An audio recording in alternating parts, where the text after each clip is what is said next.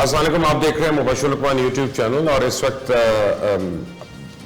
Prime minister India के जो है नरेंद्र मोदी वो इस वक्त अपने जो LAC है वहाँ पे जाके ट्रुप से खिताब कर रहे हैं। उन्होंने हिंदुस्तान की कौम को भी एक बड़ा स्ट्रांग मैसेज दिया है, चाइना को भी एक बड़ा स्ट्रांग मैसेज दिया है और काफ़ी दिन से हम इसको डेवलपिंग स्टोरी को कवर कर रहे हैं आपके लिए कि इंडिया और चाइना के बीच में हो क्या रहा है। So I mean to be honest we are not the direct affectees of this border issue that is going on.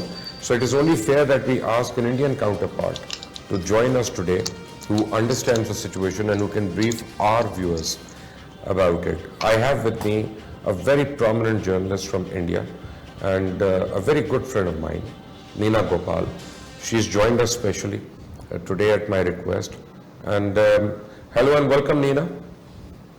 Thank you very much, Mubasher, for inviting me onto your program. Thank you. I'm for quite joining. honored. We've been friends for so long, but we shared thoughts, but I never expected to be interviewed on your channel. Actually, we need to be educated and enlightened. I mean, because we believe that India and China are on the brink of a major conflict. But what is, how do you see the things in India over there? I think today's, visit by Modi to the troops, I think sends out a message to the Chinese that they're not going to allow any more of the encroachment that they see and the change that the Chinese troops have effected over the last 6 weeks. On that very crucial road which the Indians have built and the Chinese have objected to, because that road connects the capital of Ladakh, Leh, all the way up to the Karakoram Pass. And it also goes through the Shiok and the Galwan River and that valley, which is also very critical for China vis-a-vis its connectivity as it sees it into Gilgit and Baltistan and all the way down to Gwadar. So that means I think that's the message. India is overlooking the CPEC route and China doesn't like that. Yeah, well, India never supported CPEC. If you remember, Modi right in the beginning had said that he wouldn't take part in BRI, and he has very steadfastly said, made that position over and over that they're not going to support CPEC because they see, Pakistan. They see the Kashmir, which is controlled by Pakistan, as occupied Kashmir, and so they do not accept a road that goes through it. Theoretically, I mean, on the ground, the situation is different, of course, but for the greater, the masses to be told that, yes, we accept it because the land is already under the control of the Pakistanis or as Aksai Chin is under the control of the Chinese, would be very difficult, a difficult message for Modi to send out to the people of India. So what is happening? Correct me if I'm wrong. China is already into Indian territory. They have taken a lot of land that belongs to India as per India. A lot of Indian soldiers have been killed in the conflict over there, and Modi says you are not to move any forward. So that means India accepts whatever China has done so far. I think since the 62 war with China, which was a huge, punch in India's face, I think the line of actual control that John Lay and Jawaharlal Nehru sort of agreed to has been in place for the last so many years. I think the change happened, the perception in India is that the change happened after 2012 when Xi Jinping took over. And this Xi Jinping's, China, dream basically shows China as the preeminent power in Asia.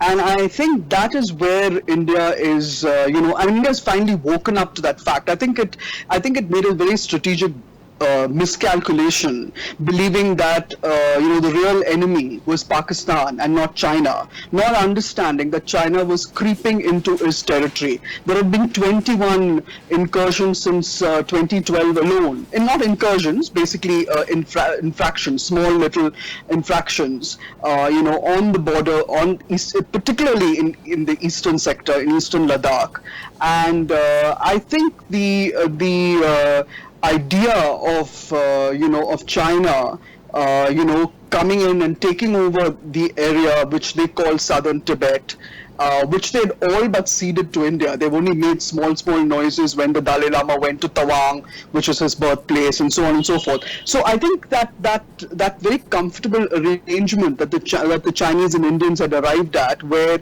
they do not specify, despite India asking, they do not specify where the actual LAC is, the line of actual control is, unlike Pakistan, where India and Pakistan came to an agreement on where the line of control is. And despite the infractions and despite the trouble on that border, it's always been accepted as an international boundary stroke LOC. In China, I have been told by people who've taken part in these discussions on the border with China that China never actually accepts the border diagrams that are given to them, the maps that are given to them. They would never acknowledge that is the line of actual control. They would push it to another meeting and another meeting. Like that, there have been God knows how many meetings over the last so many years. And I think that suits China to a great extent because it keeps India on its toes, and it sort of keeps India off balance, while it continues to make these small little moves where it moves forward. And I think in the case of the BRI and CPEC, this is a definite message. Why cut off the Galwan Valley?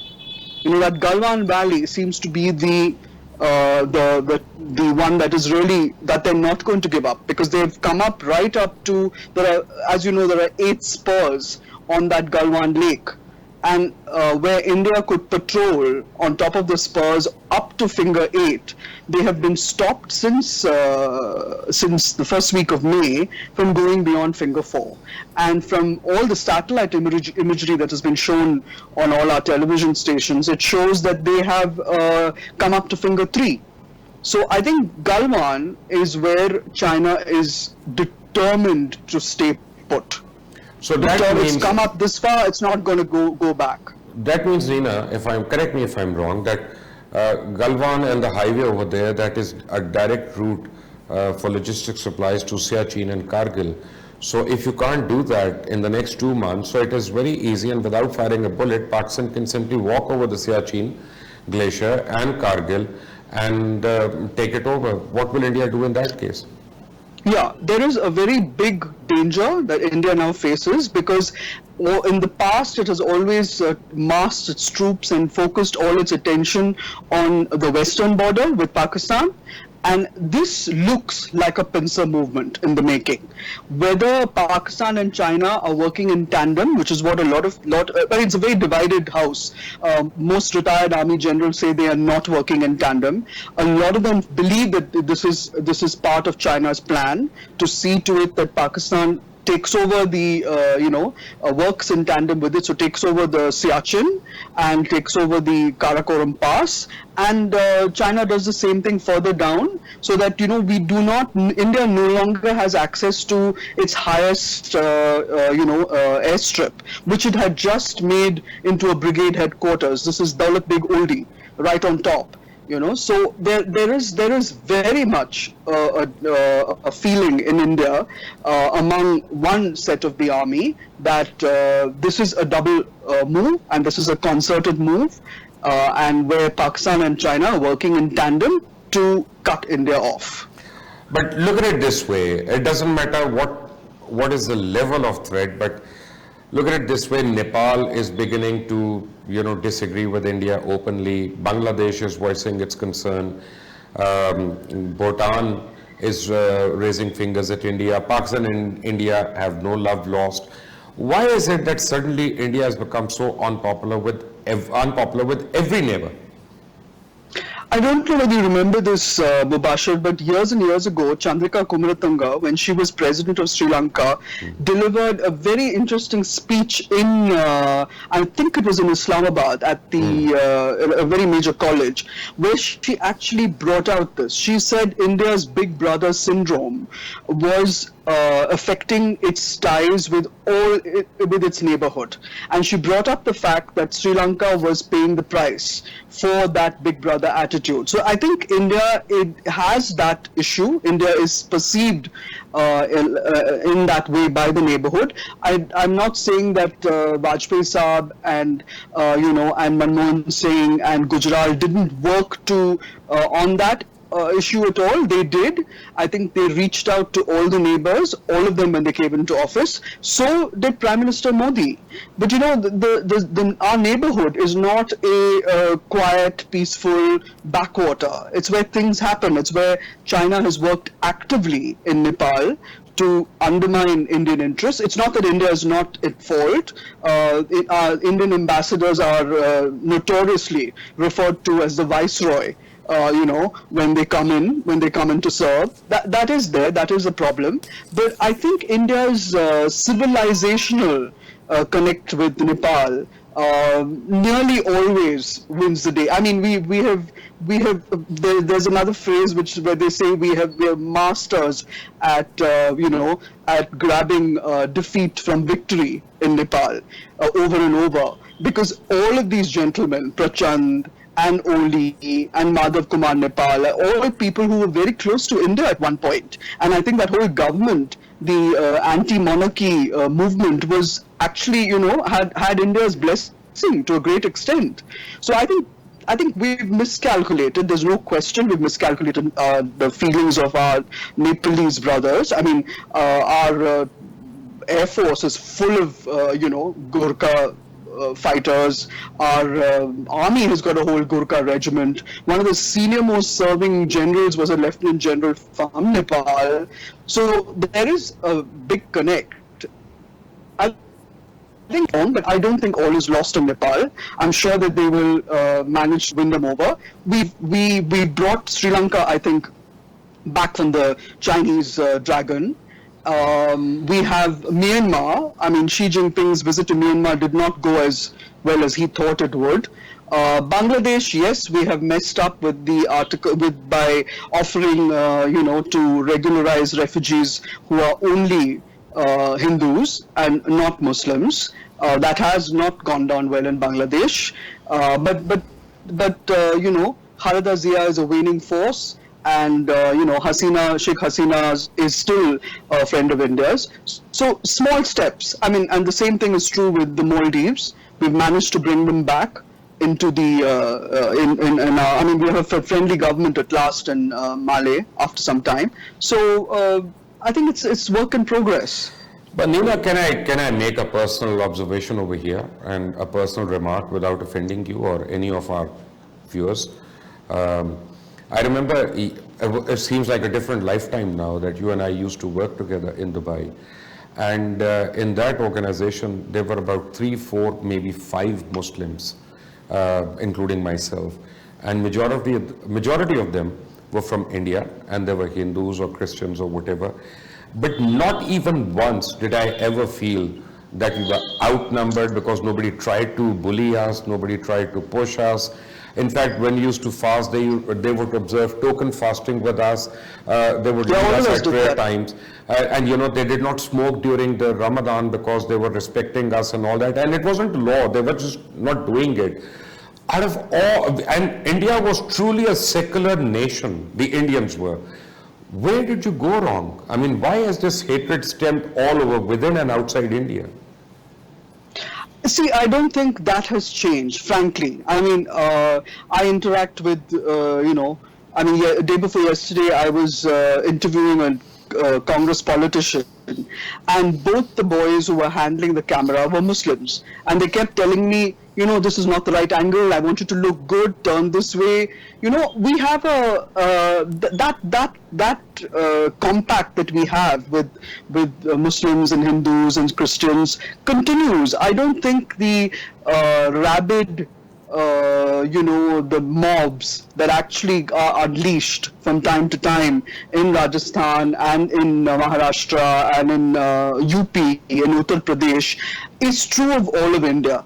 And the way that or Gujarat even for that matter with Godhra, but when you stoke that the anger of the Hindus, it's basically because they are fed a story, and it's a mob mentality.